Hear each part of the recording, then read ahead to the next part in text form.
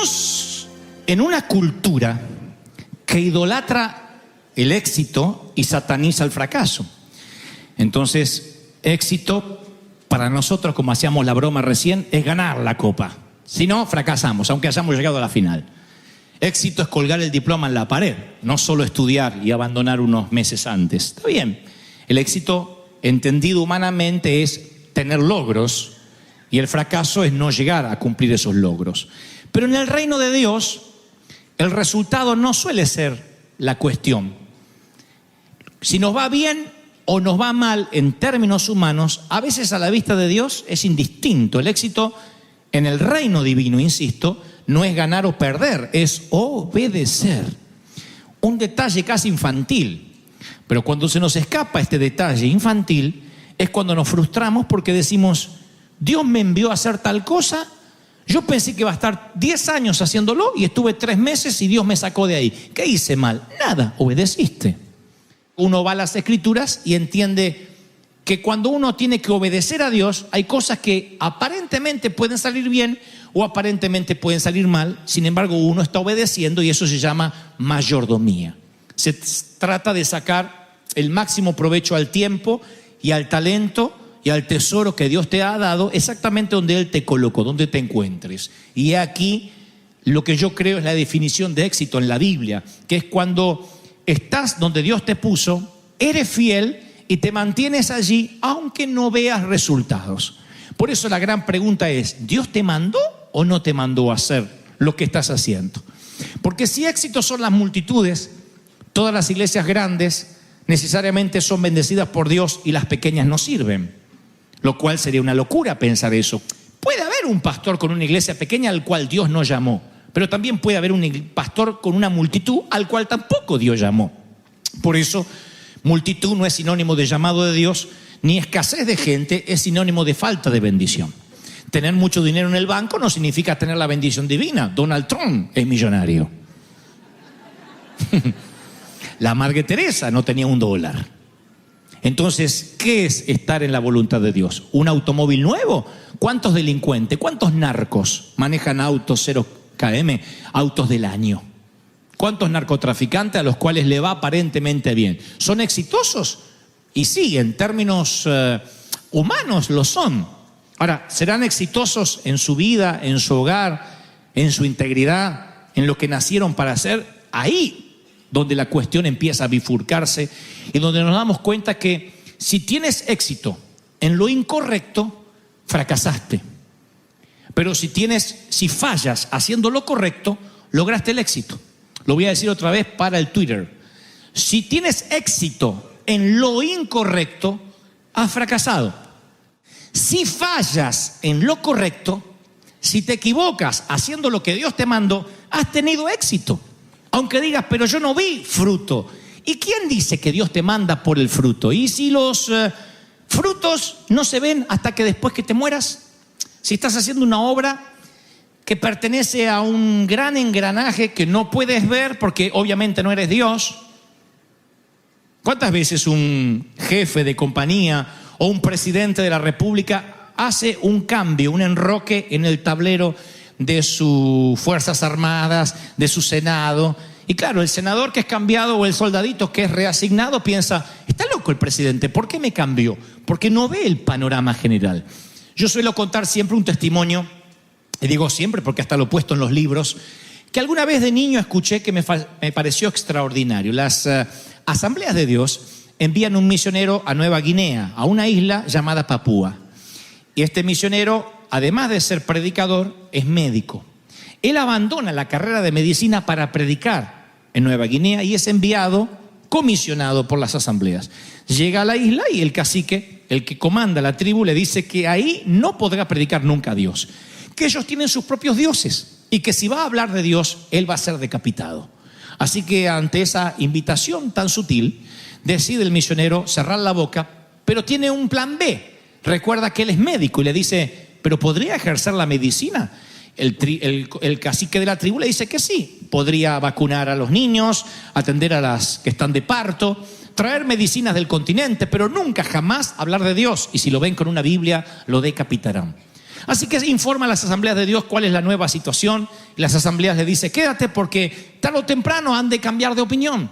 Y pasan meses, pasan años, pasan décadas y el cacique nunca muere y nunca cambia de opinión. Y solo este hombre puede ejercer medicina. ¿Qué dicen las asambleas de Dios? Hemos mandado un misionero que fracasó. Un tipo que debiendo haber predicado no ganó un solo alma. Así que las asambleas reasignan a un nuevo misionero que llega y otra vez lo recibe el viejo cacique, ya más viejo, y le dice al nuevo enviado algo como, bienvenido, puede usted predicar todo lo que sea y hablar de su Dios. El nuevo misionero pregunta por qué al anterior no lo dejaron y a él sí. Y el cacique dice, es que por la vida que tuvo el misionero anterior, por la forma en que nos sirvió, que atendió a nuestras madres, que vacunó a nuestros niños y hasta ofrendó su vida, debe tener un Dios demasiado grande al que queremos conocer. Así que las puertas están abiertas, la isla es suya, predique. Así que este evangelista nuevo, este misionero, enseguida hace una campaña y se salvan cientos a causa de quien había ofrendado su vida en silencio, sirviendo en la medicina. ¿Qué dijo las asambleas de Dios cuando envió al segundo misionero? Por fin enviamos un tipo exitoso. Tal vez el segundo fue exitoso, pero el primero fue efectivo. Y la efectividad no necesariamente tiene que ver con el éxito. Lo tenemos que aprender a la hora de una compañía, a la hora de emprender una pareja, a la hora de emprender una iglesia, que la efectividad se mide de diferente forma que el éxito. Por eso, alguna vez también oí la historia de alguien que tenían que amputarle una pierna gangrenada y cuando se despertó, el médico dijo, tengo una muy buena noticia y una mala. La muy buena es que usted no tuvo sangrado, no demasiado, la anestesia le tomó muy bien, la operación duró menos de lo que esperábamos y la mala noticia es que aunque la operación fue exitosa, cortamos la pierna equivocada. Entonces, ¿la operación fue exitosa? Sí. ¿Fue efectiva? No. Y la vida continuamente nos pone en ese camino donde tenemos que decir, tengo que obedecer. Y así como el valor no es ausencia de miedo, el éxito tampoco es ausencia del fracaso. A veces cuando Dios nos asigna un lugar, vamos a sentir que ante los ojos de los demás fracasamos. A veces sentimos que nos fue mal. Hay gente que no se puede perdonar y dice, yo fracasé en el matrimonio. Y ese fracaso lo lleva a cuesta por años. Pero a lo mejor es algo que tenía que ocurrir en tu vida. A lo mejor es algo que determina un cambio. A lo mejor esa empresa cuando quebró es que Dios tenía un plan superior. Entonces hay cosas que nos pasan en la vida que hoy no entendemos por qué nos pasan. Decimos, ¿y por qué me toca pasar eso? ¿Y por qué ese entrenamiento? ¿Qué sé yo? David nunca se imaginó cuando niño que cuando practicaba lecciones de música que ese don de la música, ese talento lo iba a posicionar como miembro de la corte del rey Saúl. Y tal vez cuando el padre le decía, ve a practicar música, decía, ay, me toca tocar piano. Eso fue la puerta de acceso a que pudiera estar en la corte del rey Saúl, si no él nunca hubiese escuchado ni se hubiese enterado de lo que pasaba ahí en la corte. Mientras que practicaba arrojando piedras con la onda cuando cuidaba ovejas, nunca se le pasó que esas habilidades lo iban a catapultar a la fama nacional. Y capaz que alguna vez maldecía, ¿y por qué a mí me toca cuidar ovejas? ¿Y por qué mis hermanos están todos allá y a mí me toca la peor parte, ser el renacuajo de la familia? Porque Dios lo estaba entrenando. Incluso cuando David ya era adulto y andaba escondiéndose en cuevas como fugitivo, Dios estaba trabajando en su capacidad emocional para escribir salmos que iban a tocar las fibras de miles de personas años más tarde. Por eso digo siempre, el hecho que algo no sea parte del plan de tu vida no significa que no sea parte del plan de Dios. Porque uno planifica la vida. Yo quiero estudiar de esto, dedicarme a esto y casarme con este o con esta. Y Dios dice, sí, ese es tu plan. Por eso dice alguien, si quieres que Dios se ría, cuéntales tus planes a Dios. Porque Dios tiene otro plan. Dios está trabajando en un plan, dice, agradable, perfecto. Y todo lo que nos pasa es una preparación para algo en el futuro. Dios no desperdicia nada. Él dice, yo voy a aprovechar cada experiencia, cada habilidad, cada error que hayas cometido, lo vamos a aprovechar. Cada error, cada metida de pata, Dios la va a capitalizar, porque te aseguro que la pata no la vuelves a meter de la misma manera. ¿O no? Te confías una vez, la segunda vez dices, no me vuelve a pasar. Ahora, este es el punto, miren. Dice la palabra en Hebreos, el escritor a los Hebreos, dice, me faltaría tiempo, lo dice así, para hablar de Gedeón, Barak, Sansón, Jefté, David, Samuel, los profetas, los cuales por la fe conquistaron reinos, hicieron justicia, alcanzaron lo prometido. Miren qué éxito. Cerraron bocas de leones, apagaron la furia de las llamas, escaparon del filo de la espada, sacaron fuerza de la flaqueza, se mostraron valientes en la guerra y pusieron en fuga, a escapar a los ejércitos extranjeros. Yo digo, ese es el éxito, yo quiero estar ahí. Pero sigue escribiendo. Dice, otros sufrieron burlas, azotes, incluso cadenas, cárceles y muerte. Está todo en el mismo episodio de los héroes de la fe. Mi pregunta es, ¿solo la primera mitad tenían éxito? ¿Quiénes tenían éxito? Los que apagaron llamas, los que conquistaron reinos, cerraron bocas de leones. ¿Y la otra mitad? Los que murieron en cárcel, los que los mataron a golpe, los que fueron serruchados en dos. ¿Tuvieron éxito o no tuvieron éxito? Están en el mismo capítulo los héroes de la fe. No entender este principio te puede causar frustración. La voluntad de Dios, obedecer a Dios, no es un plan de seguro.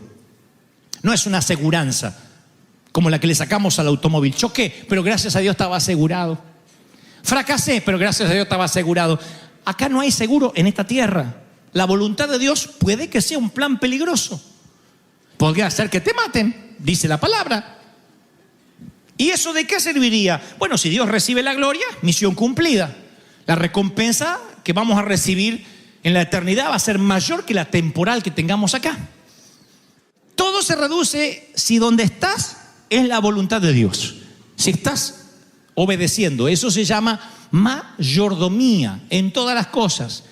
Si te metiste solo, si pediste solo, si nadie te envió y te bajaste de la barca, a lo mejor no es la voluntad de Dios.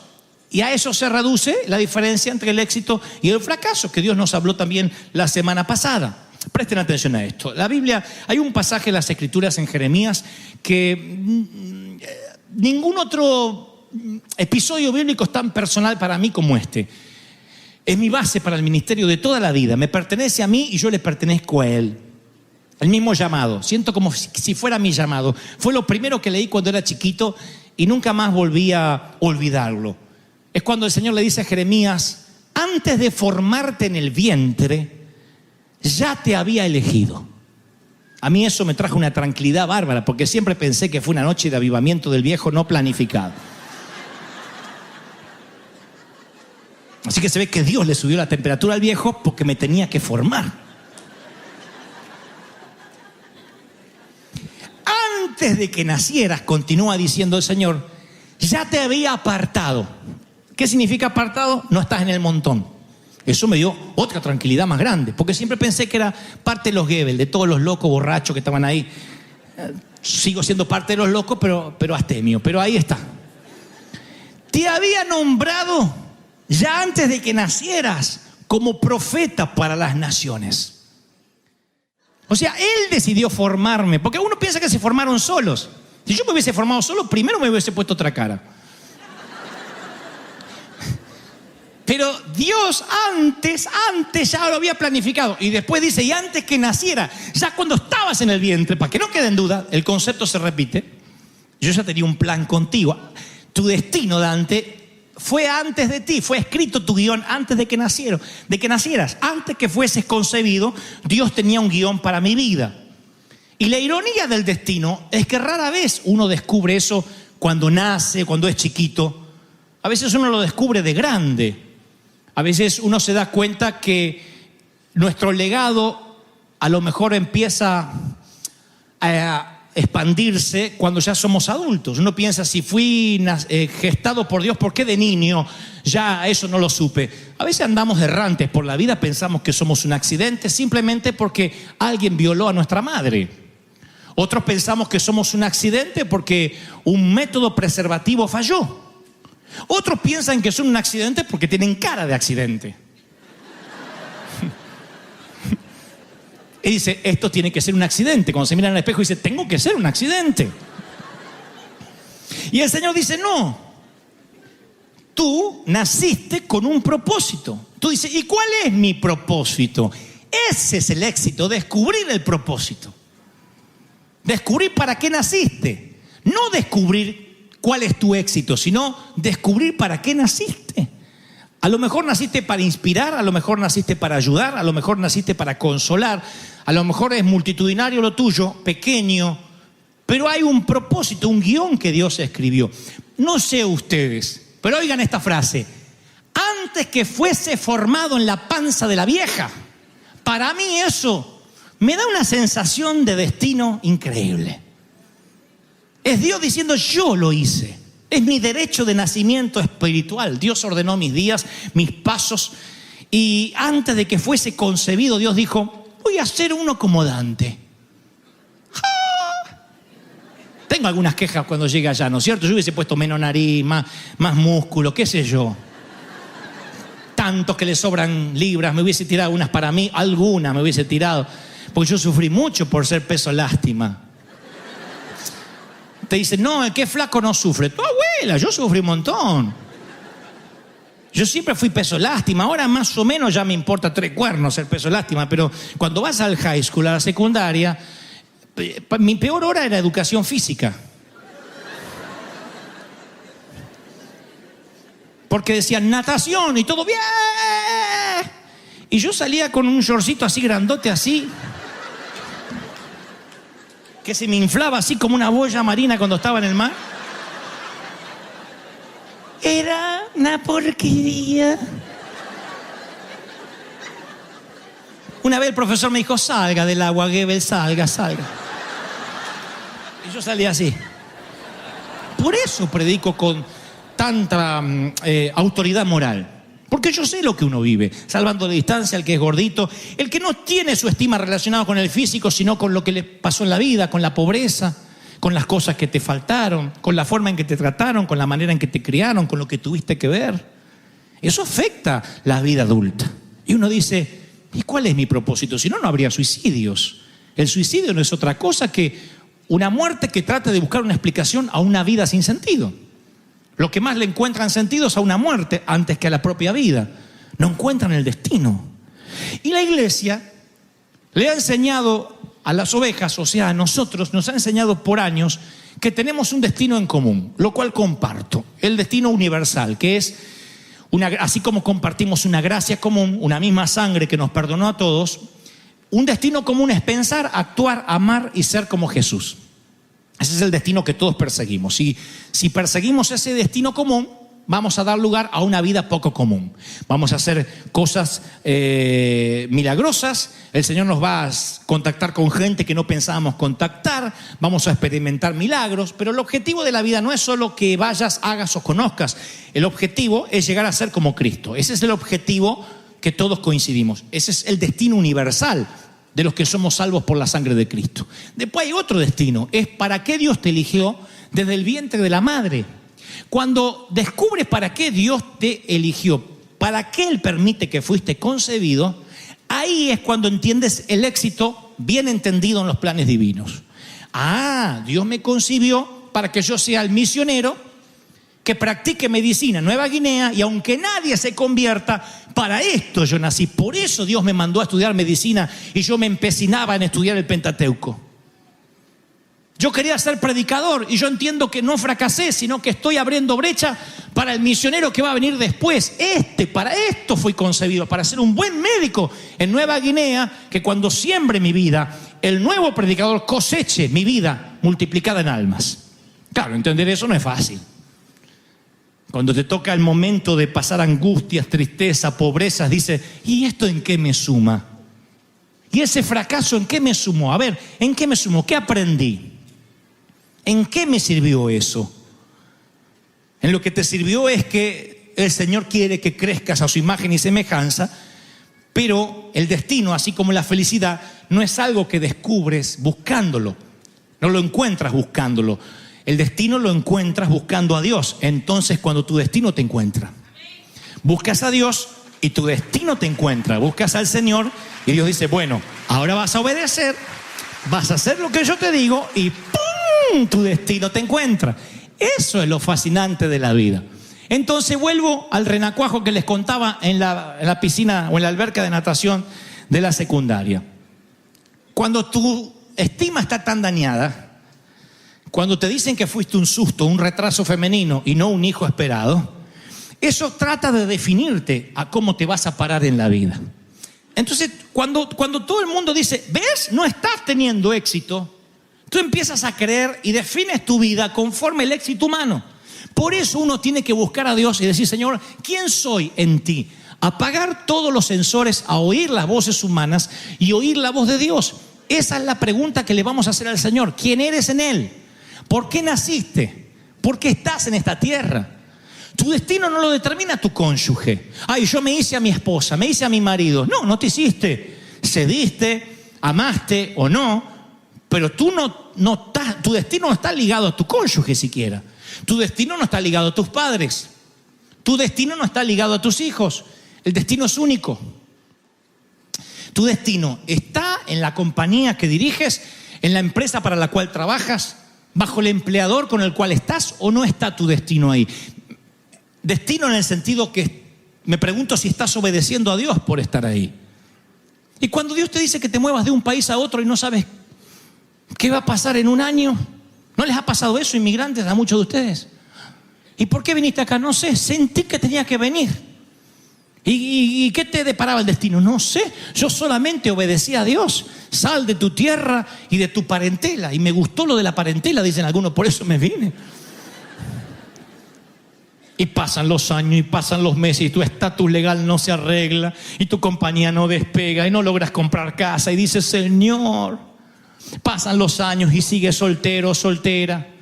Y te dices, ¿y Dios me abandonó? No, porque antes que fuiste formado, oigan, antes que fuiste formada, y esto abre otro abanico de posibilidades que no tenemos tiempo para predicar hoy porque nos tenemos que ir, pero antes que fuese formado, Dios sabía que ibas a estar soltero hasta los 48.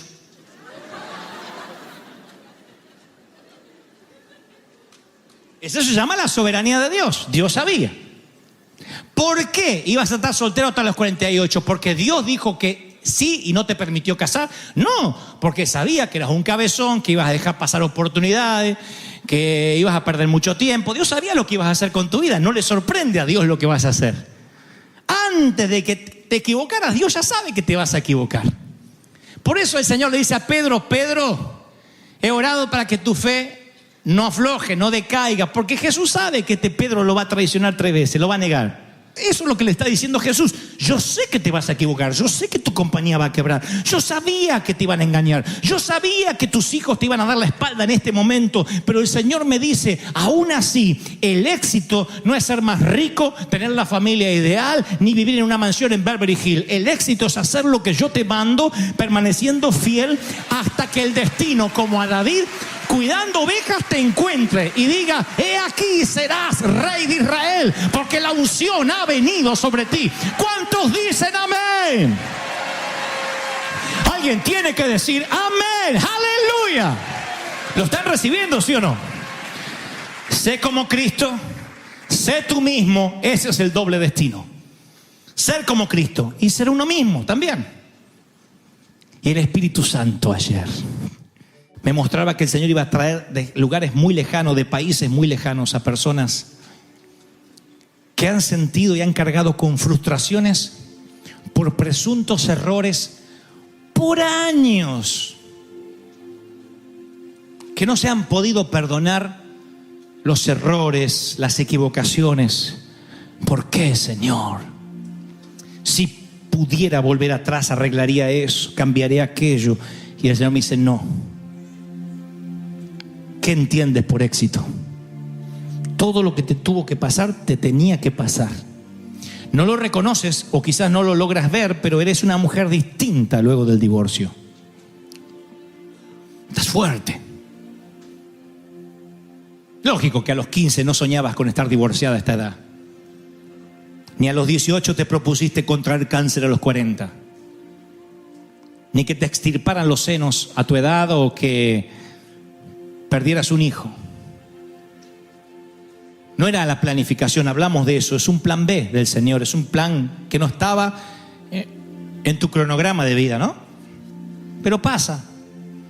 Y cuando pasa tú decides, o te lloras, te pones a llorar al lado del fracaso, o te reinventas y dices, Señor, esto me va a fortalecer más. Voy a capitalizar la piedra para que no vuelva a tropezar. Voy a ayudar a otros porque nadie como yo los va a entender tantos como yo. Lo que trato de decir que antes de escribir este sermón, el Señor me dijo, diles que arrojen las frustraciones y no se las lleven de regreso a casa. Y hoy esas frustraciones se llaman errores, equivocaciones. Yo tuve que reconciliarme con el flaquito del York gigantesco. Me reconcilié conmigo. Hoy me quiero. Hoy me caigo simpático. No voy a salir en York acá por cuestiones de buen gusto. Pero hoy me reconcilié conmigo. Han pasado muchos años y digo, ¡wow! Gracias a que era un renacuajo, hoy los que comparten mi edad en la escuela secundaria son unos viejos pelones y gordos. Y yo a mí de lejos se me ve joven. Tiene su problema. Azotó la ciudad, se cobró la ciudad de Bahía Blanca, que es una ciudad justamente en la provincia de Buenos Aires. Se cobró 13 vidas, 13 víctimas, cortó el suministro eléctrico de toda la ciudad. Entonces hay un club muy famoso de fútbol ahí, un club Olimpo, que nos conectamos con ellos a ver cómo podíamos ayudar. Y este es lo que nosotros llamamos el plan emergencia. Lo hicimos en Acapulco, para los que nos siguen. Lo hicimos con la tragedia de Acapulco también, con este desastre natural. Lo hicimos en su momento en El Salvador, cuando hubo unas inundaciones atroces. Lo hicimos en Venezuela, en varias partes de México. Plan emergencia cuando no está en la agenda, no está en el catálogo, pero nos enteramos de algo y entonces inmediatamente si podemos, ayudamos. Llegan muchos pedidos de ayuda. Ahora hay incendios, me decían, en gran parte de Chile. Me decían, ¿van a hacer algo? Porque somos como 911. Nos llaman para decir, ¿van a hacer algo? Siempre que están nuestras posibilidades y encontramos la persona o la fundación con quienes conectarnos, enviamos nuestra ayuda. Y esto es el plan de emergencia en Bahía Blanca. Pasó el tiempo, porque cuesta a veces enviar el dinero. Las remesas financieras no son fáciles de entrar en nuestros países. Hay que fundamentarlo, hay que demostrar para qué es, por un tema que entiendo, los gobiernos tienen siempre temor de que haya un tema de lavado de dinero o algo por el estilo. Una vez que esta barrera se pasa y podemos enviar el dinero, podemos ayudar. No cambiamos en una ciudad entera, pero caramba que ayudamos a paliar el hambre, a pasar el momento. Y lo que es fundamental, la gente que está pasando crisis dice, alguien se acordó de nosotros. Alguien, hispanos que viven allá, en la Unión Americana, en los Estados Unidos de América, se acordaron de nosotros. Eso es lo que sintieron los habitantes de Acapulco en su momento, los de El Salvador, los de Colombia cuando fuimos a ayudar. Plan emergencia Bahía Blanca, cortito, dura un poquito más de 2 minutos, para que veas que River también estuvo ahí. Mirá.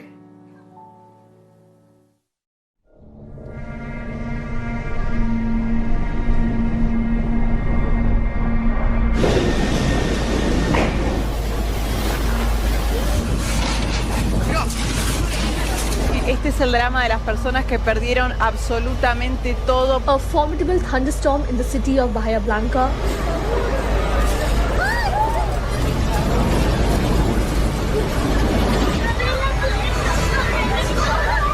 At this concert, the stage collapsed.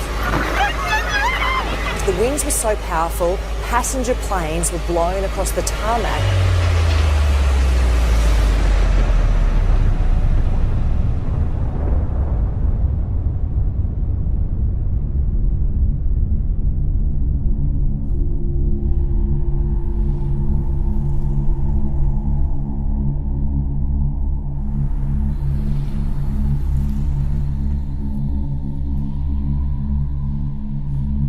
Se ven mucho más lo que han sido voladuras de techo, se caen paredones, gente que ha quedado abajo. Y bueno, de esto, de la única manera que se sale es ayudándonos el uno al otro, ¿no? La mayoría de toda la gente que está acá no tiene nada, no tiene ni siquiera casa porque se destruyó. Mi casa es de chapa, en eso se vuela los vidrios de la ventana, me lo explota el viento y el techo cae encima mío. Quedé aplastado con el techo y gracias a Dios pude salir. Todos quedamos en la nada, o sea, fue feo, fue triste. Parte del lugar donde vivía yo, de mi barrio, está todo destruido. Tengo a mi padre que es grande y se cayó un árbol.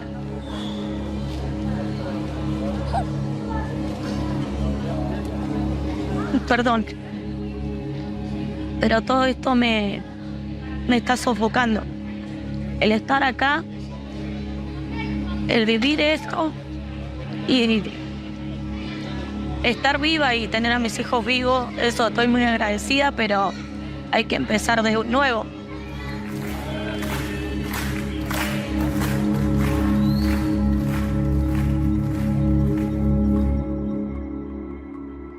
Buen día, yo soy Alfredo Daniel, presidente del Club Olimpo.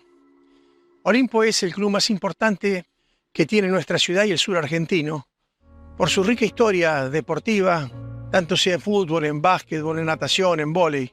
Pero lo más importante que tiene este club es sin duda alguna es su gente. Es la gente que conforma esta institución y que le da una vida en forma permanente. Y gracias a Dios hemos recibido una ayuda muy importante de este grupo de River Arena que nos ha dado la posibilidad de poder hacer hoy el evento solidario más importante que ha hecho el club. Hoy se van a entregar 2.000 bolsones de comida a 1.000 personas y al mismo tiempo se le va a entregar golosinas y juguetes a todos los que vengan acá. Así que hoy va a ser un día de mucha alegría y de mucha felicidad. Gracias a la donación de River Arena, el club abrió sus puertas para poder hacer una donación a todas aquellas familias que perdieron los techos o están sin la posibilidad de llevar un plato de comida a su casa.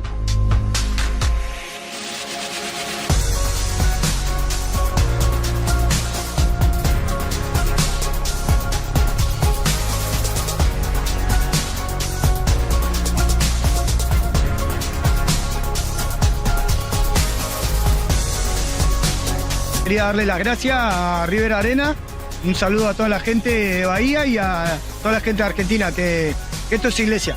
La verdad que me gusta ver cómo nos están dando una mano enorme, a los chicos principalmente. Queremos agradecer a la Fundación River Arena por las donaciones que hicieron para Bahía Blanca y la gente ya pueden ver la felicidad que tiene tan solo de venir a la cancha de Olimpo. Y bueno, agradecerle de haberse acordado de Bahía y acordarse de Olimpo. Muchas gracias.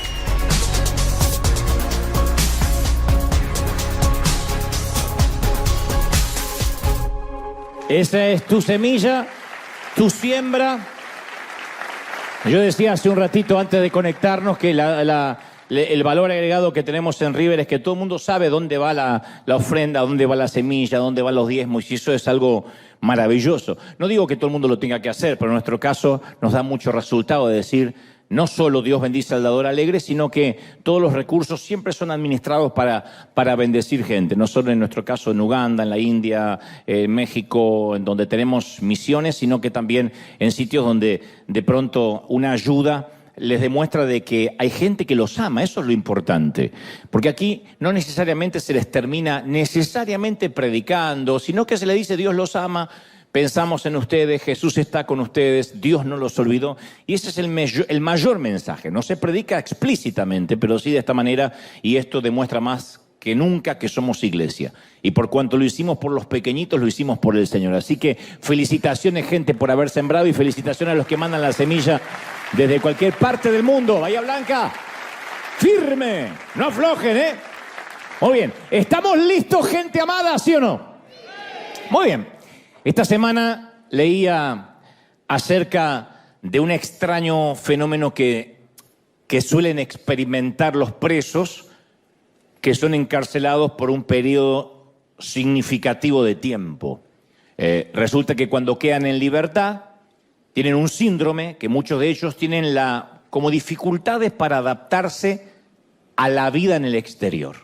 Se acostumbran tanto a la cárcel y a la manera en que funcionan las cosas tras las rejas, que vivir en libertad les resulta abrumador. O sea, están en libertad cuando salen, pero no saben cómo vivir, cómo administrar esa libertad. De hecho, está comprobado que muchos se ven tentados a cometer algún delito menor para violar la libertad condicional y regresar a esas cuatro paredes donde la vida está muy bien definida, donde no necesitan pensar demasiado para tomar una decisión. Se piensa todo por ellos y de alguna forma inconsciente empieza a gustarles ese tipo de vida. Hay una escena en la película Sueños de Libertad, por cierto, que define perfectamente lo que trato de decir. La mayor parte de la película transcurre dentro de la prisión y un tal Reed, interpretado por el genial Morgan Freeman, les explica a los otros reclusos esta misma idea que trato de decirte hoy, ¿no? Con esa voz de locutor ronca y profunda que tiene Freeman. Dice, estas paredes son curiosas. Primero las odias y luego te acostumbras a ellas. Cuando pasa el tiempo, comienzas a depender de estas paredes. No significa que te gusten. Tampoco significa que quieras estar aquí. Pero te acostumbras. Y luego pasa demasiado tiempo y terminas dependiendo de las paredes de la prisión. Y el resto le dice, claro, sí, amén. Creo que los cristianos del primer siglo experimentaron algo similar a lo que explica Freeman en la película. Jesús quería liberarlos de las cadenas de la religión, quería liberarlos de las cargas de la ley, pero muchos habían tomado la identidad de ser prisioneros, de estar presos. En la cultura occidental, en esta parte del mundo, yo creo que algunos de nosotros, como digo, siempre hemos heredado ese sistema de creencias, hemos crecido con esas cadenas inconscientes y las tenemos incorporadas a nosotros. Crecimos la mayoría, ya sea en una cuna católica o protestante, pensando que la religión era la pista donde debíamos correr la carrera que Dios nos había asignado a cada uno de nosotros. Pero Jesús dijo que la religión era todo lo contrario, que la religión era un peso, que la religión era parte del problema, no una ventaja para que corramos, era parte activa del problema, de la patología. En Mateo 23 hay un grupo de líderes religiosos que escuchaba las enseñanzas de Jesús. Y entre estos tipos estaba la crème de la crème, eran reconocidos como las personas más espirituales de su tiempo, casi como acá, como los que se congregan en River, los más ungidos, los que tenían más oración, más estudio bíblico, conocían las escrituras como la palma de su mano. Esta gente estipulaba las reglas que había que seguir, que todos los demás debían seguir. Entonces Jesús, que era el único que no seguía estas reglas, les hace una denuncia pública en contra de ellos. Les dice, ustedes aplastan a la gente bajo el peso de exigencias religiosas insoportables. Y jamás los veo mover un dedo para aligerar la carga de nadie. Entonces la religión, yo digo, siempre resultó seductora porque es un sistema que nos permite medir cuán buenos somos respecto a los demás. Eso es lo que produce la religión. Los religiosos de los tiempos de Jesús habían desarrollado una exhaustiva lista de reglas, más de 600 leyes, y después subleyes, como pequeños anexos de qué se podía hacer, qué no se podía hacer. Incluso excedían a la ley hebrea, eran mucho más que 10 mandamientos. Y ellos hallaron maneras de aclarar todos los puntos grises. Por ejemplo, si Dios daba un mandamiento, ellos inventaban 100 maneras de obedecer ese mandamiento. Le agregaban siempre cosas, agregaban carga. Cada nueva regla significaba un nuevo peso en la espalda del corredor. Entonces el que llegaba y decía, yo quiero conocer a Dios, le decían, bueno, pero tienes que seguir todas esta serie de reglas. Por ejemplo, Dios pidió honrar el sábado como día de reposo. Que iban a trabajar, que debíamos trabajar 6 días y un día reposar, dedicárselo al Señor. Ahora el tema era, ¿qué implicaba honrar? ¿Qué incluye honrar? Esa era la parte gris. Y los fariseos se encargaron de explicarlo, de decir, yo les voy a explicar qué significa honrar. Habían decidido y decretado que una persona en sábado solo podía caminar 1000 metros en el día de reposo. Si tenías el baño lejos y no llegabas, te fregaba, porque solo podías caminar 1000 metros. Si se bajaban de un burro, no podían quitarle la silla de montar al burro, porque eso era considerado trabajo. Si una gallina ponía un huevo el sábado, no podían comerlo, porque la gallina había trabajado en el día de reposo. Pobre gallina. No se podía amasar, no se podía hornear, no se pueden unir dos hilos, separar dos hilos, coser, escribir, tocar un instrumento, encender y apagar fuego. Actualmente los judíos ortodoxos no pueden cortar papel higiénico el día sábado. Están pensando, ¿y cómo se las arreglan? Yo también. Lo cortan el día anterior. Porque cortarlo es trabajo. Pero yo creo que ir al baño también es un trabajo para algunos. Entonces, el punto era sentirse mejor con uno mismo y poder ser más crítico con los demás. Yo cumplo la ley y veo quién no la está cumpliendo. Eso sucedía en el pasado y sucede en la actualidad. Las personas llegan a la iglesia y a veces los líderes repartimos un montón de pesas para que corran la carrera. Le hacemos la carga más pesada. En vez de hacérsela más liviana, la persona dice, yo acepté al Señor, tengo una nueva vida, ¿qué tengo que hacer? Y le ponemos un montón de reglas que ahora tiene que cumplir porque ahora es cristiano. Hay cosas que no puede hacer, hay cosas que tiene que empezar a hacer, hay cosas que tiene que cumplir. Y tiene que venir a un seminario para bautizarse y otro seminario para aprender la Biblia y no faltar a la reunión de varones o a la reunión de mujeres, según. No puede faltar al ayuno, a la oración, tiene que empezar a buscar al Señor. Entonces, le damos un montón de... Además de lo personal, ¿no? De qué puede, qué no puede hacer, cortar con los viejos amigos, cortar con la fiesta, con la parranda, con el tequila, un montón de cosas. Con el picoso, si el caso es que es mexicano. Y, por ejemplo, la Biblia nos enseña que debemos vestirnos modestamente. Porque ustedes dirán, bueno, pues ya no hacemos eso que si la gallina pone un huevo no lo podemos comer. No, porque nosotros no guardamos el sábado, pero este es un ejemplo. La Biblia dice que debemos vestir modestamente. Y nosotros también interpretamos las zonas grises. Porque la pregunta es, y bueno, ¿y qué incluye modestamente? Bueno, según en cada cultura. Porque si le preguntamos a las personas de Medio Oriente y África del Norte, ¿qué es ser modesto o modesta?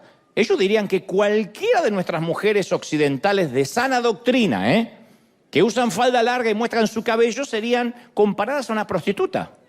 Porque en Irak, Libia, Arabia Saudí, Sudán, las mujeres tienen que vestir en público una túnica larga, generalmente negra, hasta los tobillos, un velo para cubrir la cabeza, el cabello, y se les ven únicamente los ojos. La mayoría no sabe con quién se está casando.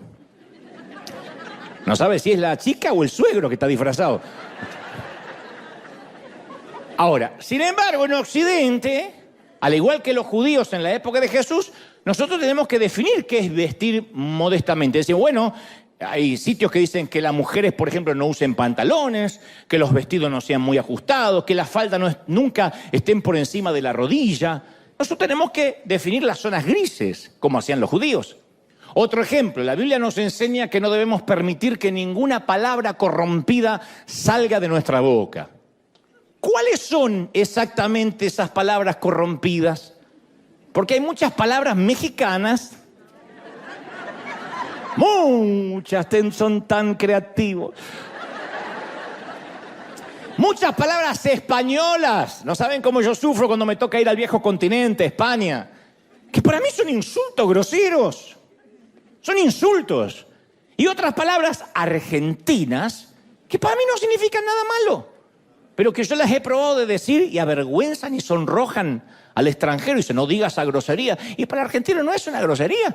Y lo mismo pasa para el salvadoreño, para el colombiano, para el costarricense. ¿Qué son las palabras corrompidas?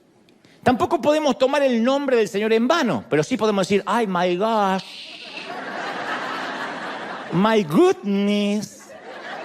Es decir, podemos cambiar un poquito la pronunciación para poder usar el nombre de Dios en vano sin tener que nombrar a Dios necesariamente. La Biblia dice que guardemos nuestro corazón y ante la duda de todo lo que eso podría implicar, le agregamos cláusulas, le agregamos subcláusulas. Añadimos cosas como no mirarás películas con mucha sangre, no escucharás música secular, porque eso es cuidar el corazón. Cuando aparezca una escena erótica o de sexo, adelantarás esa parte de la película rapidito. Puedes escuchar a Taylor Swift y algo de Luis Miguel, pero nunca algo del estilo de Maluma o Bad Bunny, jamás. Que además si lo escuchas es de mal gusto, ¿no? Entonces vamos agregando nuevas cargas a la lista. A ver, no estoy haciendo un juicio de valores de lo que está bien o lo que está mal. Lo que trato es dar ejemplos de cómo cuando la Biblia nos dice algo tratamos de buscar qué quiso decir y definir las zonas gris. Bueno, ¿qué es vestir modestamente? Hay iglesias donde no dejarían entrar a la mayoría de las mujeres que están aquí. Porque dirían, no, con pantalones no, con ese tipo de falda no. Porque ellos definen qué quiso decir el Señor con modestamente. Y insisto, si vas a Medio Oriente, todas, ninguna entraría y ninguno de los varones tampoco. Entonces, lo que tratamos a veces de hacer es agregar cositas que nos parecen a nosotros y después las predicamos como si fueran dichas o escritas por el dedo de Dios. Porque para un religioso no hay nada más divertido que revisar las reglas, enmendarlas, agregarles cosas y luego exigírselas a los demás. Entonces la religión nos da esa sensación de superioridad. Como esos tipos musculosos que van al gimnasio con la camiseta ajustada. Porque hay tipos que van al gimnasio para tener músculo y para estar en forma y tener salud. Y otros que van para que lo vean. Es una cuestión de hedonismo, de esteticismo. Esos tipos que van así y todo el tiempo y se aceitan todo el tiempo y están así y pasan al lado y se miran. Están enamorados de ellos, se aman. Y le agregan más peso a la barra. Y cuando la levantan emiten un gruñido fuerte para que se escuche en todo el gimnasio. Que es el mismo ruido que hacemos nosotros cuando estamos estreñidos de vientre, pero ellos lo hacen para levantar la barra. Eso es la religión. En Lucas 11 encontramos la historia de un religioso que estaba haciendo eso, levantando la barra y haciéndose ver. Y Jesús está comiendo en la casa de un fariseo y no se había lavado las manos. No se lavó las manos antes de comer. Y esa era una de las tantas leyes religiosas que no era solamente de buen gusto, un tema de asepsia, como podemos tener en casa, que le decimos a los chicos, lávense la mano antes de comer, pero no lo hacemos por religión, lo hacemos por una cuestión de salud. Bueno, acá era un tema religioso. Habían inventado y se lo habían impuesto al pueblo, que no se podía comer con manos inmundas y que Jesús no se lavara las manos antes de comer no era un descuido accidental, ni que se olvidó. Conociendo a nuestro Señor, estaba provocando al tipo de la musculosa. Lo estaba provocando. Y Lucas 11:37 dice que el fariseo se sorprendió mucho al ver que Jesús no se había lavado las manos antes de comer. Entonces Jesús le dijo, ustedes los fariseos me hacen reír, se lavan por fuera, pero por dentro son mala gente. No ayudan a nadie, les roban a las personas, necios. ¿No se dan cuenta que el que hizo lo de afuera también hizo lo de adentro? Ahí es cuando da el ejemplo de los vasos sucios. Le dice, ¿de qué sirve tener un vaso limpio por fuera y por dentro tener lleno de putrefacción? Nosotros somos similares a los fariseos. Capaz que no mostramos la insignia de habernos lavado las manos, pero decimos, esta es mi insignia de nunca haberme emborrachado. Esta es mi insignia de que yo nunca probé el cigarrillo. Esta es mi insignia que yo nunca tuve sexo antes del matrimonio. Esta es mi insignia que yo paso tiempo a solas con el Señor. Esta es mi insignia de que soy una persona de ayuno. Esta es mi insignia que tengo una familia perfecta. Y en realidad, cada vez que alardeamos de nuestras insignias, tendríamos que devolver la insignia de la humildad, que es una de las que más nos gusta alardear y mostrar, ¿no? Pero los fariseos convirtieron la santidad en una competencia religiosa de levantamiento de pesas. A ver, ¿quién puede levantar más carga? ¿Quién puede soportar más peso? Y Jesús, insisto, vino a quitarnos el peso y la religión de encima. Me encanta una versión de la Biblia, El Mensaje, cómo parafrasea las palabras de Jesús en Mateo 11:28, porque dice, ¿están cansados? Dice el Señor, ¿están cansados de la religión, de las cargas? Vengan a mí. Vengan y recuperarán su vida. Y yo les voy a enseñar a descansar de verdad. Caminen conmigo. Trabajen para mí. Vean cómo lo hago yo. Aprendan que los ritmos de la gracia nunca son forzados. Háganme en compañía y van a aprender a vivir viajando libres y ligeros. Ese es nuestro Señor. Maravilloso. Ligero. Libre. Yo pensé que alguien iba a celebrar más fuerte. Que eso es maravilloso. Es la mejor noticia. Venid a mí, todos los trabajados, cargados, y los haré descansar. Los haré descansar. Nadie puede ser santo y cansarse de ser santo. Y si se cansa es porque está siguiendo las reglas. Y tarde o temprano terminamos cayendo en las comparaciones odiosas con el resto. Como no las podemos seguir, decimos, bueno, pero es que yo no soy tan pecador como el otro. Ese es el tema, ese es el punto. La religión hace eso. Nos pone reglas a todos. Todos pensamos que las vamos a poder cumplir. Cuando fallamos decimos, bueno, pero no fallé tanto como aquel. Por eso, dicho esto, este es el punto principal del mensaje. La Biblia narra que las multitudes seguían a Jesús para escucharle. La palabra que se traduce como multitud o multitudes, en realidad significa gran grupo de personas sin identificar. No sabemos quiénes eran, pero eran multitudes. Y yo pensaba esta semana que a lo largo de mi ministerio o de mis años de oratoria en público, yo aprendí algo sobre todos los grandes grupos de personas sin identificar que llegan a escuchar su palabra. Lo primero que uno aprende como predicador o conferencista, que la mayoría de la gente que viene a escuchar un mensaje, incluyendo hoy o en casa, carga con muchísimo peso de dolor, con sueños hechos trizas, hechos añicos. Reunir personas, reunir historias tristes, siempre. Reunir gente, reunir muchas historias tristes. Así se reúnan en un velorio, en un funeral, en un cementerio, en el Super Bowl, en una final de fútbol o para celebrar la Navidad. Si hay un grupo grande de gente, hay un montón de historias tristes. De gente que disimula, que finge, que no muestra lo que le está pasando, pero son historias tristes. Esto es algo que siempre yo noto cada vez que me pongo de pie para transmitir un mensaje aquí o en el resto del mundo.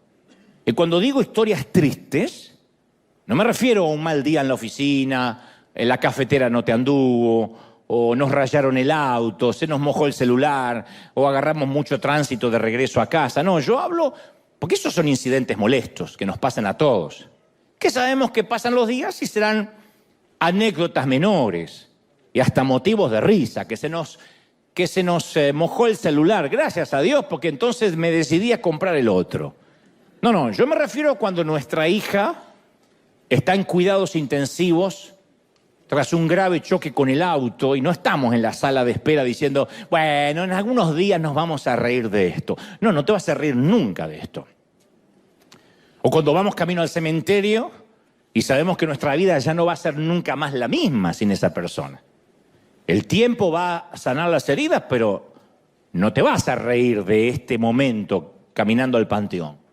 Yo hablo de esos momentos, donde tocamos fondo, donde nos quebramos y sentimos que la vida se nos acabó tal como la conocíamos. Yo lo llamo momentos 9/11, a propósito del fatídico 11 de septiembre, del atentado a las Torres, donde todos tenemos un 9/11, donde la vida nos cambió. El 9/11 cambió nuestra manera de viajar, nuestra manera de subirnos a un avión, cambió la seguridad en el mundo. Bueno, todos tenemos un 9/11, un crack en la vida. Es probable que tu vida se haya quebrado cuando tu papá y tu mamá te sentaron a la mesa de la cocina siendo pequeño y mencionaron por primera vez la palabra divorcio. O cuando recibiste ese llamado para avisarte que tenías que ir urgente al hospital porque había habido un accidente y no te podían dar más datos. Eso es un 9/11, un crack. O aquel mensaje de texto que no tenías que haber visto en el que descubriste que tu cónyuge tenía una aventura. O tal vez tu jefe que ese viernes te llamó y te dijo que iban a prescindir de tus servicios. Como dicen los gringos, te vamos a dejar ir. Pues yo no quiero irme, pero te vamos a dejar ir. Entonces yo estoy consciente que cada vez que predico, estoy hablándole a todas esas historias tristes, en principio, a priori, de los demás. Es probable que ahora mismo a mi izquierda estén los padres cuyo hijo lucha contra el cáncer. Más al fondo, por ahí debe estar la viuda que no quiere volver a una casa vacía después del servicio y que pide a gritos sentirse amada otra vez. A mi derecha es probable que esté el joven que acaba de abandonar el centro de rehabilitación por tercera vez y está luchando con toda su familia. Y no es algo que nos vienen a contar, pero están acá. Y detrás está esa pareja que no saben si continuar juntos o aquí atrás, pero no dejan de pensar en cómo eso va a afectar a los niños. Entonces, cada vez que yo me paro a predicar, soy consciente de todas esas historias, aunque no las conozca personalmente. Yo no puedo venir acá a empoderarlos, a gritarle que confiesen que todo está bien, en el nombre de Jesús, repita conmigo, porque eso es insultar a priori vuestra inteligencia. Segundo es subestimar lo que te está pasando. Entonces, el día que yo me olvide en mi llamado lo que significa estar al otro lado del mostrador, en los zapatos del otro, ese día el mensaje que considero Dios pone en mi corazón va a perder efectividad y va a perder peso. No va a significar nada, me voy a convertir en un coach, en un motivador, porque no estoy consciente de lo que es estar del otro lado. Dicen que el gran escritor y ganador del Pulitzer, y aparte Nobel de Literatura, Ernest Hemingway, hizo una apuesta. Resulta que apostó en un bar con un grupo pequeño de escritores que podía inventar un cuento triste en tan solo 6 palabras. Él dijo, yo puedo inventar una historia triste, un cuento, en tan solo 6 palabras. Dijeron que no lo podía hacer, él tomó una servilleta y escribió, vendo zapatos de bebé sin usar. Hemingway entendía el poder de las palabras y con tan solo 6 podía escribir algo conmovedor. Vendo zapatos de bebé sin usar. Con tan solo eso uno se imagina el resto de la historia. Pero yo meditaba que en realidad todos podríamos escribir algo similar con 6 palabras o menos. Ha habido un grave accidente, 5 palabras, que nos cambiaron para siempre. Me voy, nuestro matrimonio se acabó, 6 palabras. Vamos a prescindir de sus servicios, 6 palabras. Quiero que seamos solo amigos, 5. Ni siquiera se molestó en meter una más. El cáncer no responde al tratamiento, 6 palabras. Tenemos que pensar en el funeral, 6. No podremos tener hijos, 4.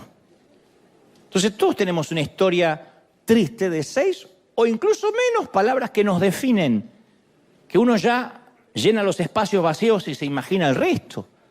El tema es que siempre pensamos que esas cosas les pasan a los demás, a otras familias. Nunca le va a pasar a la nuestra. De niño yo solía pensar que nadie de mi familia iba a morirse nunca. Que solo era algo que le pasaba a los demás. Nunca un funeral iba a golpear la puerta de casa, jamás. No se iban a morir mis padres ni mis hermanos. Aun cuando ellos ya eran adultos mayores, yo creía que el arrebatamiento, la venida de Cristo me iba a impedir ver muerte en mis seres queridos. Soñaba con eso. Decía, yo no voy a soportar ver a mis padres en un ataúd. Y estoy hablando de algo natural, porque la muerte es natural, que nuestros padres se vayan antes que nosotros. Ni me imagino lo que es, y sé que hay gente acá que ha experimentado ese dolor, tener que sepultar a un hijo, que es antinatural. Los hijos debieran despedir a los padres y nunca al revés. Las enfermedades graves cuando yo era chico o era adolescente, era algo que le pasaba a los que no tenían a Dios.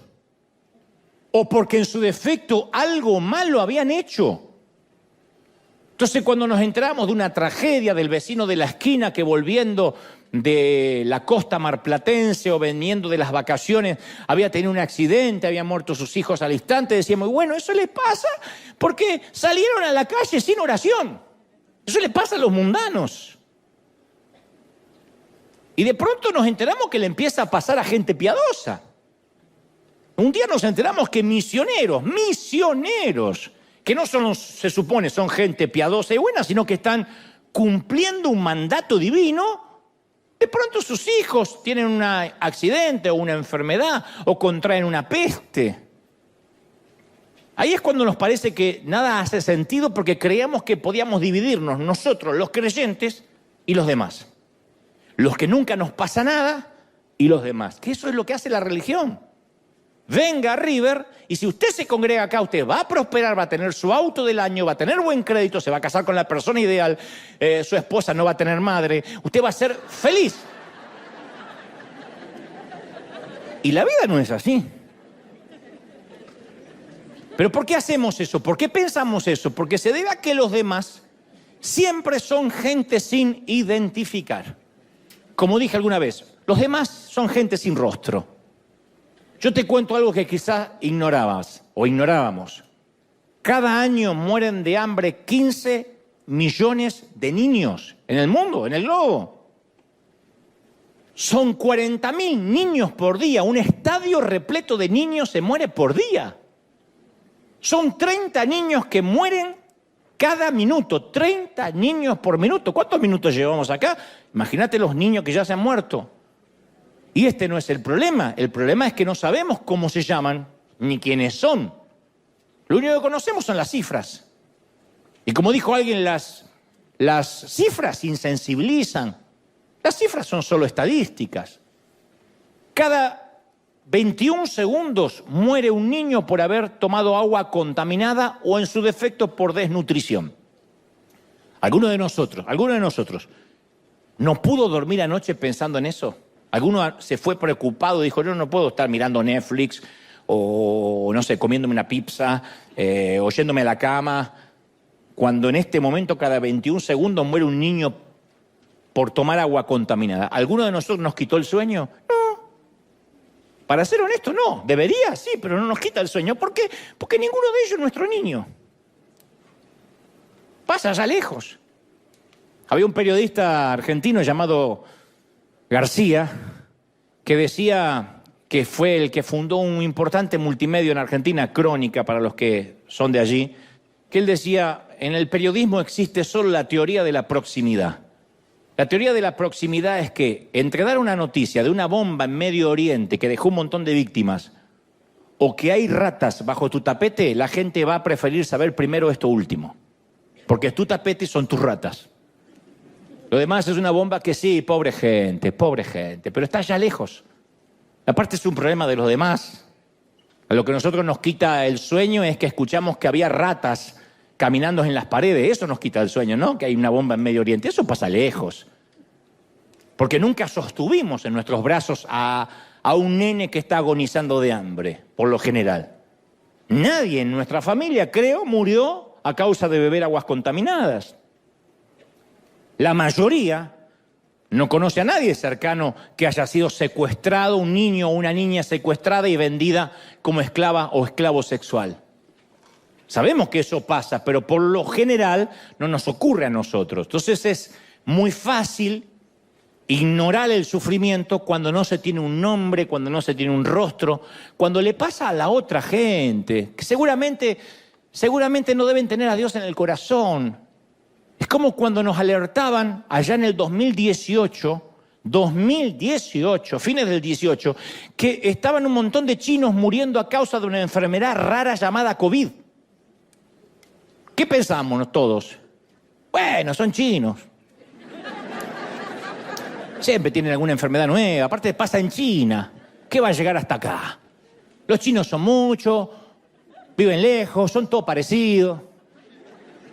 Ahora, Dios conoce cada una de esas caras. Dios conoce cada una de esas historias. Esos chinos, como cuando dicen, y nos duele, esos mexicanos, esos argentinos, esos hispanos. Bueno, acá también vivimos eso. ¿Cuántas veces dicen, bueno, pero son los hispanos? No, pero parece que hay una enfermedad, pero es una enfermedad hispana. Como diciendo, no es de la humanidad. Están los humanos y están los hispanos. ¿No duele? ¿Y si nos duele? Porque decimos, no, yo no soy alguien, yo tengo un rostro, algo, mejor dicho, yo no soy algo, yo soy alguien, tengo un rostro, tengo una identidad. Y para Dios no somos un número, nadie es una estadística.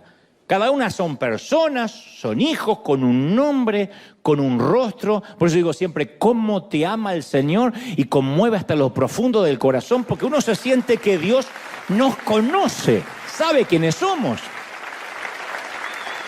A ver si recordamos, uno de los peores flagelos psicológicos que nos dejó la pandemia fue el no poder vernos la cara durante 2 años. Esto no es un tema menor.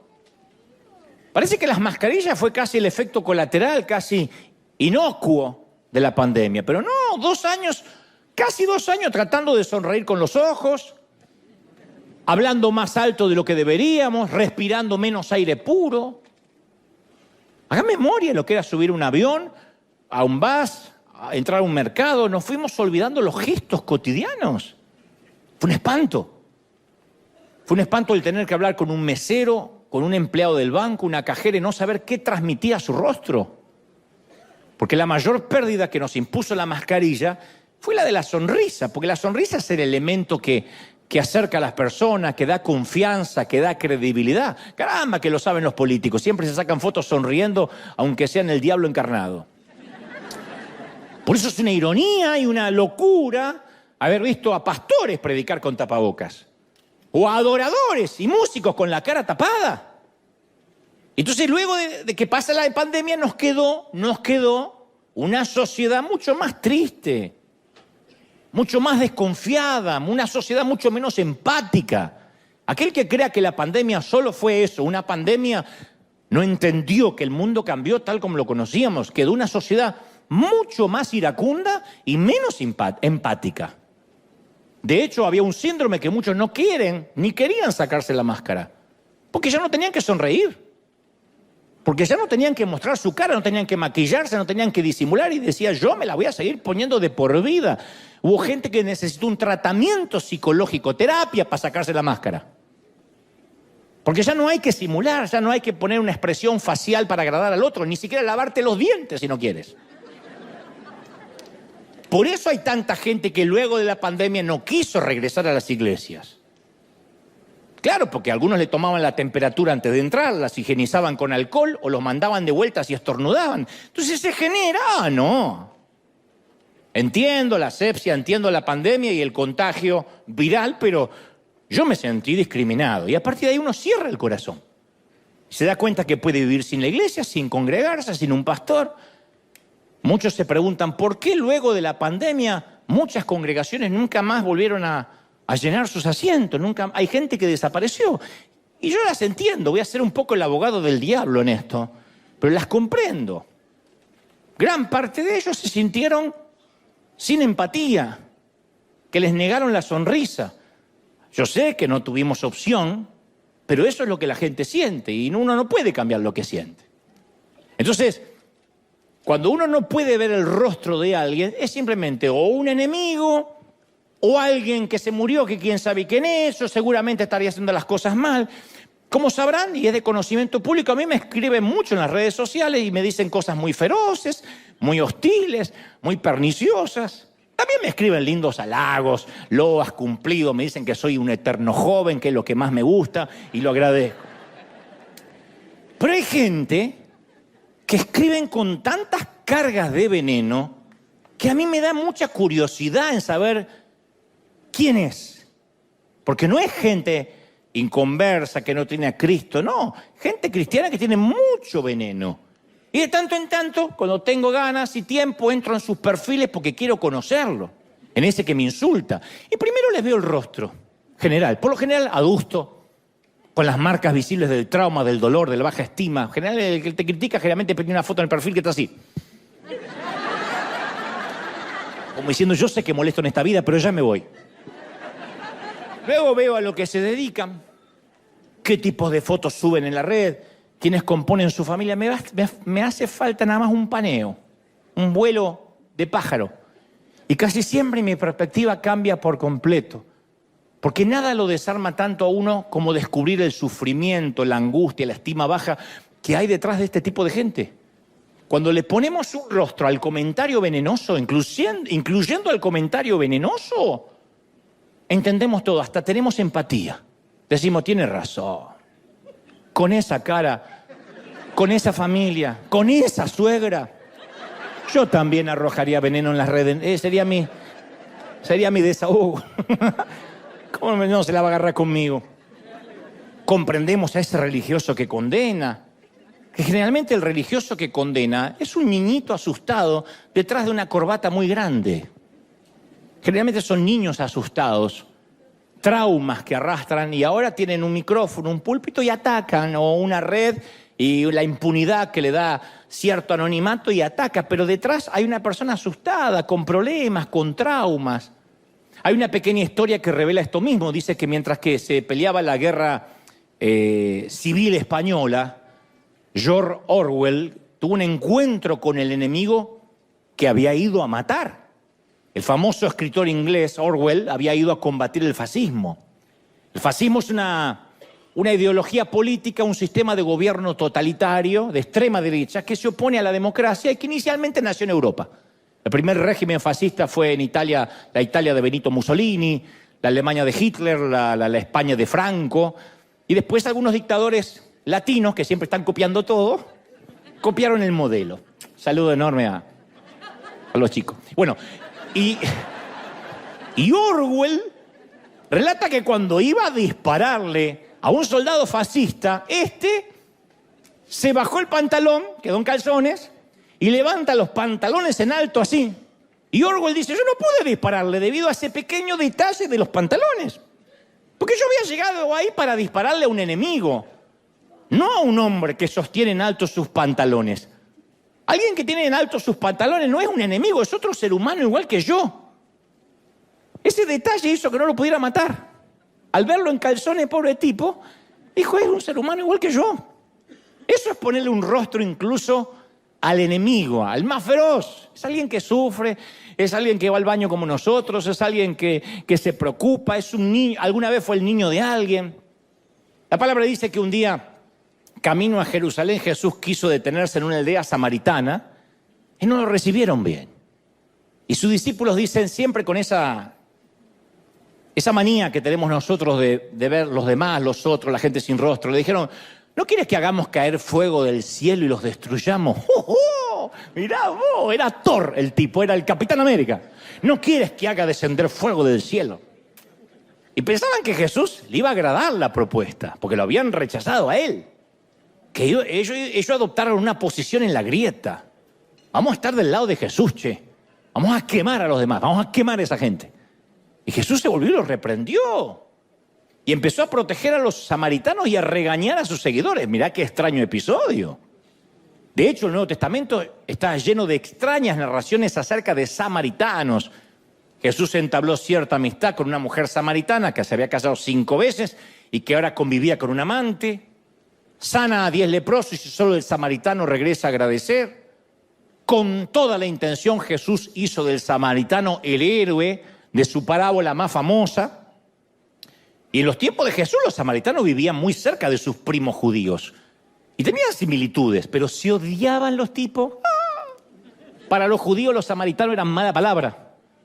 Y el Evangelio de Juan nos explica que los judíos no tenían nada en común con los samaritanos.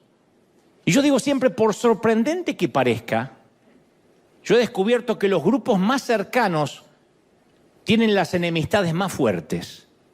Nosotros es muy raro que tengamos una enemistad fuerte con japoneses, con un árabe, pero con otro hispano. Siempre digo, ¿cuál es el peor enemigo de un hispano en migraciones? Otro hispano. Yo cometí el error hace 30 años, decía, no me voy a poner en la fila del gringo, mejor me pongo en la fila del hispano, este mexicano me va a ayudar. Tu abuela era el Chompiras. ¿Y por qué viene? ¿Y que me está mintiendo? Y yo veía al gringo que hacía, next. Le digo, ¿por qué no fui con ese hueso colorado? Me vengo con este. De alguna forma la gente que somos parecida, generalmente se genera más rencilla.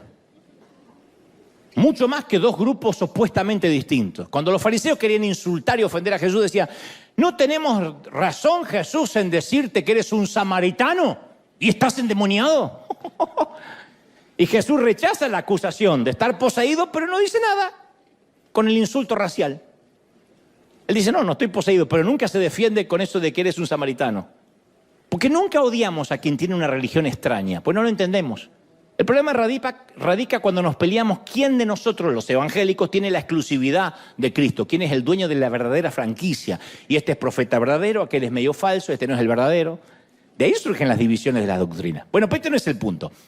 Hay una magnífica conferencia en TED de la socióloga Brené Brown, donde ella habla acerca de la vulnerabilidad, que tiene millones de reproducciones, y cada vez más. Y uno de los factores importantes de la popularidad de esta conferencia es que todos queremos esa enorme libertad de poder admitir que somos como los demás, que llegamos al límite, que estamos quebrados, que tenemos historias tristes de 5 o 6 palabras. Ella dice, todos somos esa gente. Todos en algún punto somos los demás. Nosotros somos los demás de los demás. Pensamos que somos nosotros y los demás. No, todos somos los demás de alguien. Primero hay que aclarar a quiénes llamamos nosotros los demás.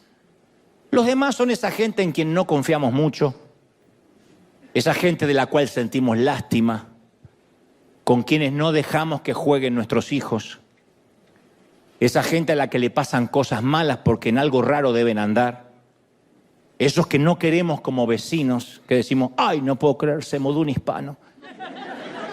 ¿Y qué somos? ¿De Suiza nosotros? Esos que no tienen nuestras creencias, esos que son raros porque son raros o porque son personas de las cuales preferimos mantenernos alejados. Y la autora, Brown, dice, ¿tú quieres saber qué nos separa de esa gente? A todos, ¿qué nos separa de esa gente? ¿Qué nos diferencia de los demás? ¿Qué nos diferencia de los demás? Esa gente está solo a un paso de distancia de ser igual a nosotros o que nosotros seamos iguales a ellos. Estamos a un divorcio de distancia, a un accidente automovilístico de distancia, a un diagnóstico de cáncer de distancia para ser esa gente.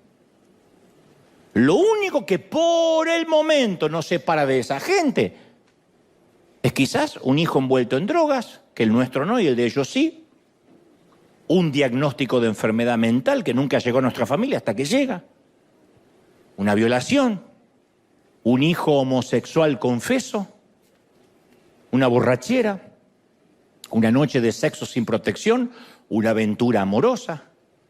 Nosotros también somos los demás para alguien. De nosotros también hay gente que dice, no te juntes con esos. Me parece que esa gente es rara. Alguien nos ve como raros. Yo adhiero y coincido plenamente con Brené Brown porque no nos damos cuenta que nosotros también somos esa gente que a lo mejor le grita en la calle al que hace una mala maniobra y después llegamos a la iglesia y sonreímos.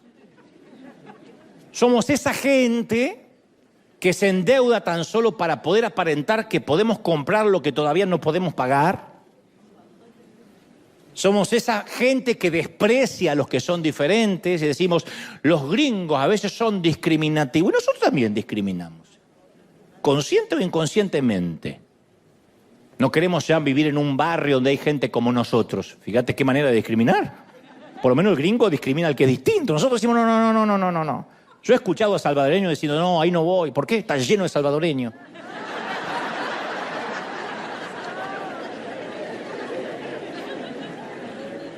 Somos esa gente que en ocasiones visita sitios que no debería ver en internet para luego borrar el historial con vergüenza. Somos esa gente que trabaja 15 horas por día para mantener un estilo de vida que nunca tenemos tiempo ni siquiera para disfrutar. Somos esa gente con puertas rotas de un puñetazo o descolgada de sus bisagras porque un día las cerramos violentamente en un ataque de ira. Somos esa gente que se pasa 3 horas en las redes sociales tratando de convencer a los demás que nuestras vidas son mejores que las de ellos. Y no nos damos cuenta que estamos tan quebrados como los demás, que la religión es la que hace que nos pongamos en la vereda de enfrente. Pero somos esa gente. No somos nosotros y los demás. Todos podemos tener el mismo accidente, el mismo hijo que nos confiesa lo mismo, descubrir una infidelidad, todos. Pero nosotros nos solemos poner en otra vereda, no solo por razones religiosas, sino también a veces por etnia, por una cuestión de cultura, de raza, para diferenciarse por lo menos del otro. Y el punto es que estamos conscientes que somos pecadores, pero siempre nos parece mejor demostrar que existen peores pecadores que nosotros. Eso nos da una sensación de, bueno, yo no puedo cumplir la ley, pero hay otros que la pueden cumplir menos. Capaz que no nos vestimos tan modestamente, pero bueno, existen mujeres que vienen a la iglesia que visten mucho peor que yo, y esa sí parece una cabaretera. No tenemos el matrimonio perfecto. Ay, pero yo conozco parejas que tienen problemas gravísimos, que él hasta le pega a ella. Nuestros hijos tienen problemas de rebeldía, pero normales, de la adolescencia. Yo conozco un matrimonio que la hija se confesó lesbiana. Pobre mamá, eso es un problema. Siempre estamos viendo que los demás están peor. O sea, estamos quebrados, pero en lugar de correr al Señor y decir, yo tengo este problema, nos pasamos la vida como el fariseo diciendo, menos mal que no soy como los demás. En vez de decir, sé propicio de mi pecador. Pero buscamos siempre gente que esté peor y en comparación no nos hagan sentir tan quebrados. Y de ese modo ya no somos esa gente. Al menos no somos como los demás. Hay una famosa canción de Alberto Cortés que justamente se llama Los Demás. Tiene una letra maravillosa, no la voy a cantar, pero le voy a parafrasear la letra, que dice, nunca estamos conformes del quehacer de los demás. Y vivimos a solas, sin pensar en los demás, como lobos hambrientos acechando a los demás, convencidos que son alimento los además. Los aciertos son nuestros y jamás de los demás. Cada paso es un intento de pisar a los demás. Cada vez más violento es el portazo a los demás. Las verdades ofenden si las dicen las demás. Las mentiras se venden cuando compran los demás. Así somos. Entre paréntesis decimos, no puede ser que en mi país hayan votado a fulano de tal. Nosotros también hubiésemos votado lo mismo. Pero parece que las mentiras las compran los demás, nunca nosotros. Somos jueces mezquinos del valor de los demás, pero nunca permitimos que nos juzguen los demás. Y Alberto Cortés dice, apagamos la luz de aquel que por amor a los demás encendió en una cruz el que murió por los demás. Donde estemos nosotros nos importa que se frieguen los demás. Condenamos la envidia cuando envidian los demás. Mas lo nuestro es desidia, que no entienden los demás. Y nos creemos selecto entre todos los demás y olvidamos que somos los demás de los demás. Que tenemos el lomo, como todos los demás, que llevamos a cuestas, unos menos y otros más, vanidad y modestia, como todos los demás. Y nos olvidamos que somos los demás de los demás. En algún momento pensamos que a nosotros no nos va a pasar, que nosotros nunca vamos a sufrir con nuestro hijo como ellos con el suyo. En algún momento decimos, nosotros criamos bien a los nuestros, no como esa que no los crió. En algún momento pensamos o sugerimos, yo soy más espiritual y esta tentación a mí no me mueve un pelo. Y un día nos encontramos en el mismo barro. Y esa necesidad de no vernos como esa gente nos ha vuelto maestros de la mentira, expertos en cubrir el dolor, adictos a los medicamentos, esclavos de la deuda de la tarjeta de crédito, seguidores de la moda pasajera, partícipes de la soledad, miembros del club de la hipocresía. Y porque a veces no queremos darnos cuenta que la única solución es decir, Señor, yo estoy quebrado, yo no soy diferente a nadie, yo soy como todos los demás, yo estoy quebrado. Cuando vemos por internet y descubrimos un ministro o alguien que nos enteramos que cayó, que cometió un error, decimos, mirá cómo puede ser, esto avergüenza el Evangelio. Nosotros también lo avergonzamos, nada más que a lo mejor no somos tan públicos. Pero si tu vida fuera pública, a lo mejor avergonzarías también el Evangelio. Y mucho más que esta gente. Entonces, ¿qué nos queda? Estar quebrados, es lo que pide el Señor. Y por quebranto me refiero a reconocer que necesitamos ayuda. Que somos pobres en espíritu, bienaventurados los pobres en espíritu y que no tenemos nada para ofrecer. Y en nuestra cultura eso es algo muy difícil. La gente paga fortunas para ir a seminarios para que los empoderen, nunca para que los quiebren. Hagan un seminario que digan quebranto. No va nadie, ni la suegra del tipo que predica. Van para que los empoderen. Empodérate, empodérate, mujer. Mujer, empodérate. Así, pero...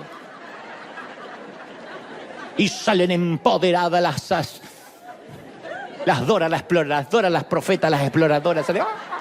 Y los tipos también. Ay, el Señor te va a empoderar. Y el Señor nunca habla de eso, habla de quebrarnos.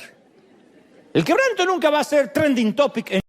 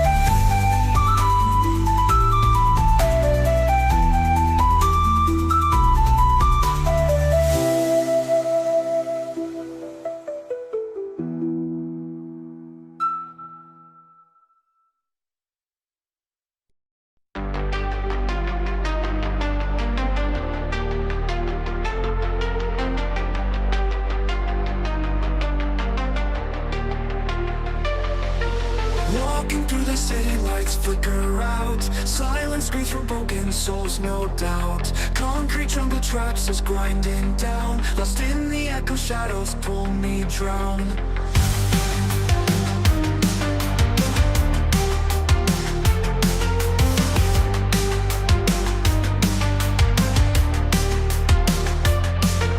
Streetlights buzzing, whispers in the dark.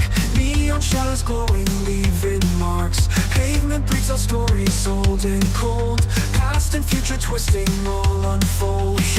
We are lost in neon nightmares. Ghosts of dreams, electric flares. Running fast but going nowhere. In the maze we live in despair.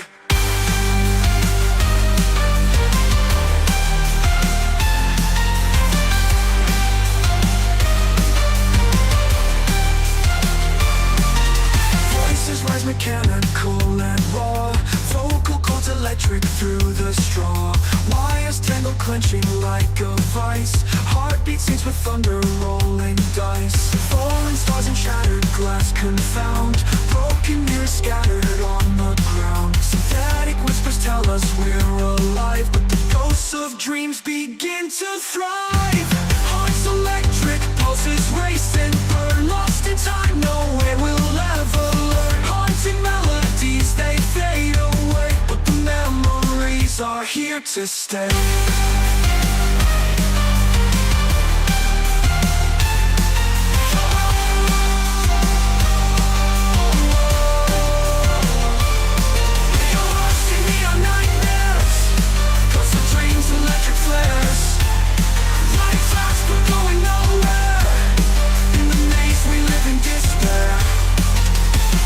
In the distance, a flicker of light. A single star cuts through the endless night. A tiny spark, a whispered prayer. Maybe hope can bloom even here in the neon air.